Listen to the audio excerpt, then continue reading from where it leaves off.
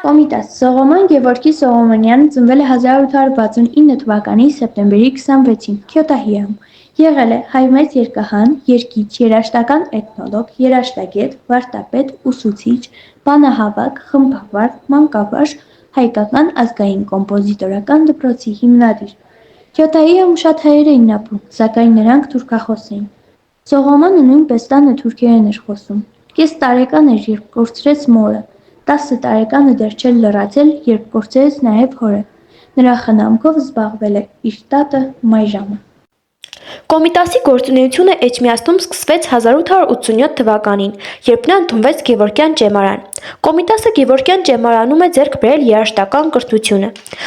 1888 թվականին իր ճեմարանական ընկերներից մեկի հայրական գյուղ է գնում, որտեղ կոմուն պատահաբար լսում է հայկական ժողովրդական երգ և շատ հավանում։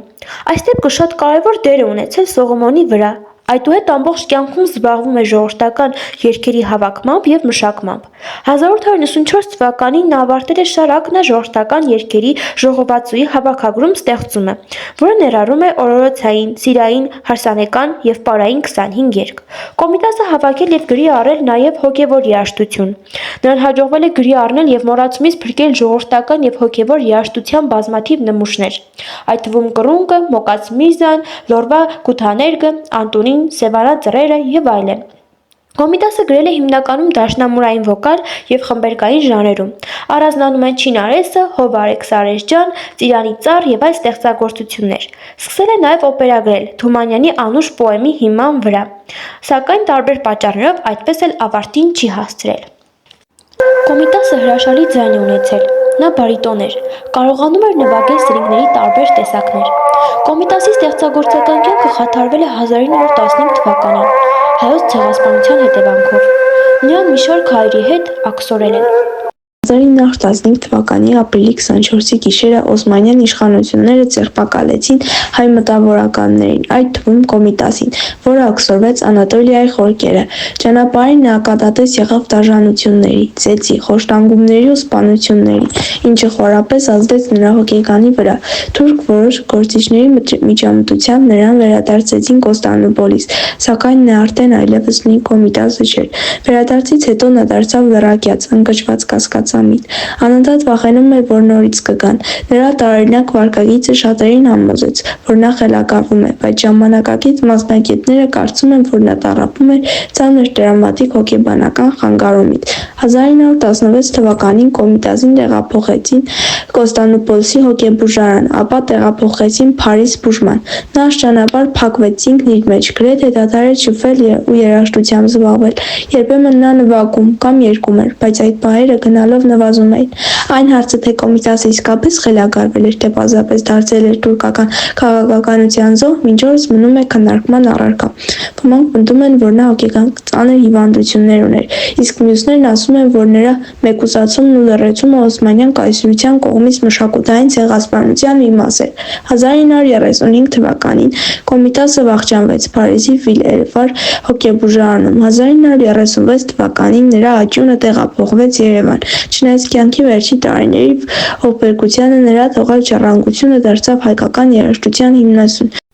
Կոմիտասը հոգեկան հիվանդ չի եղել և չի տառապել շիզոֆրենիայով։ Փարիզի հոգեբուժարների առաջատար մասնագետ, բժշկության դոկտոր Լուիս Հովհաննիսյանը Կոմիտասի արխիվային փաստաթղթեր ուսումնասիրելու թույլատվություն ստանալու բազմաթիվ փորձեր էր կատարել։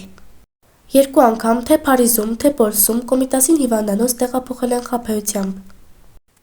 Կորստից հետո նա դարձել էր թուրք բժիշկի հիվանդը, լոկ այս փաստը արդեն պետք է էլ ավելի վատացներ նրա վիճակը։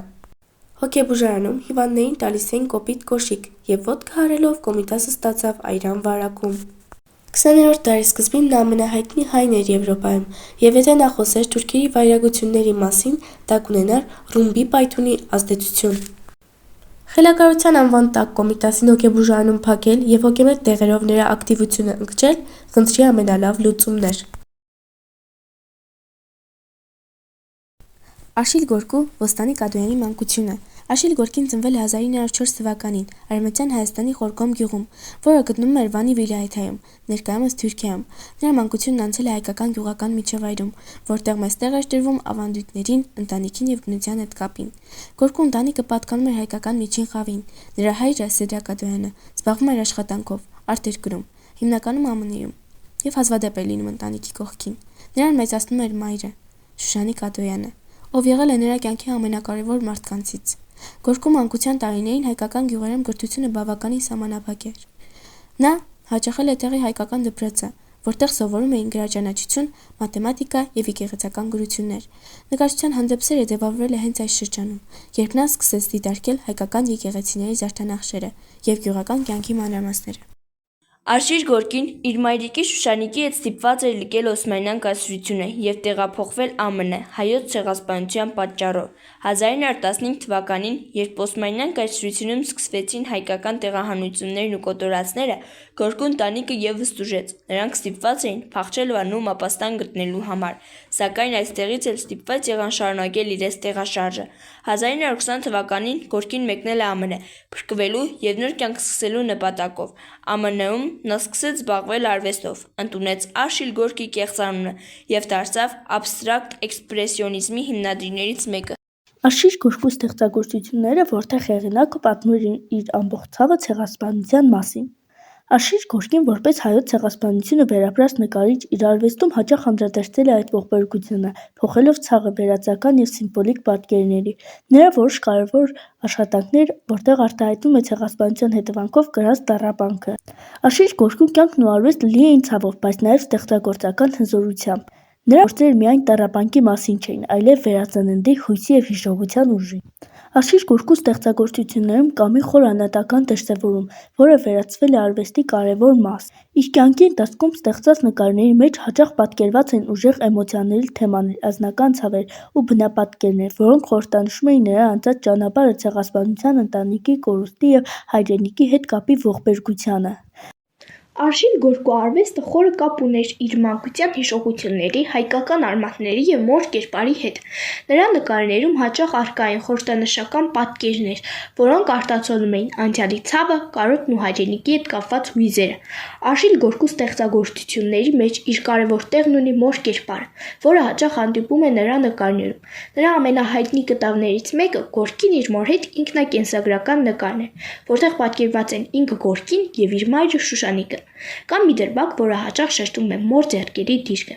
Գորկին հիշում էր, որ իր մայրը ձեռքերն ամուր սեղմած էր պահում, քանի որ սովից թուլացած էր։ Նրա ձեռքերն ըստ նկարիչի հիշողությունների հաճախ պատված էին շորերով կամ ծածկված էին թաքցնելով հյուսվածությունը։ Վերջին շրջանում, երբ մայրը մահացու հիվանդ էր, նա ձեռքերում էր պահում մի փոքր կտոր հաց, փորձելով այն պահպանել իր երեխաների համար։